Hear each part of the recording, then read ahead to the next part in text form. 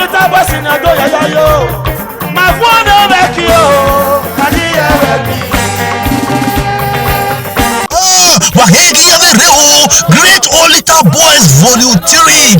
Hey, Banke Koe, Anawe, Omalagila Diamegena, Otilo Fareno, Hegi Avejomeri, Great Olita Boys Volume 3, Omayatiem, Erio Bojo, Wagadio Bojo, Ado, Wagadio Bojo, Wagadio Bojo, Tunevi Maya, Wagadio Bojo, Mama Saya Wima, Wagadio Bojo, Osana Dokia nobody, Wagadio Bojo.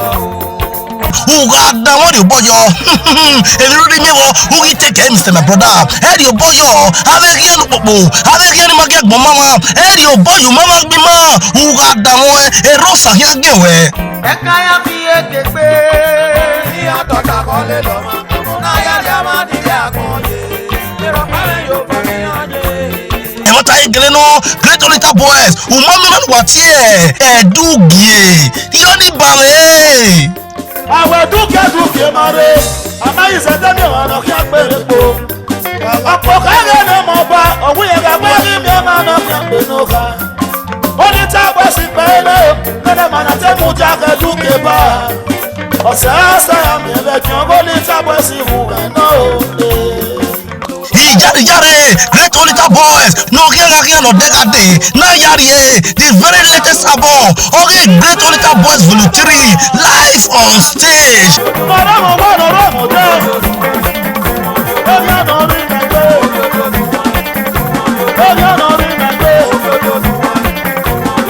What are the Anania? No one has finished up, don't take a Western weather anyway. Oh, move plus plenty Boku, who are Buege, Eho record, on the Dr. Olita, 189 local road, or what we had on Mokau Junction with Robaji. If you have a new Sonny record, number 2, over the 1 street, on the Victor Hospital Waje, off local road, who had the Robaji Benin City. Great Olita Boys Volume 3. Here you bojo.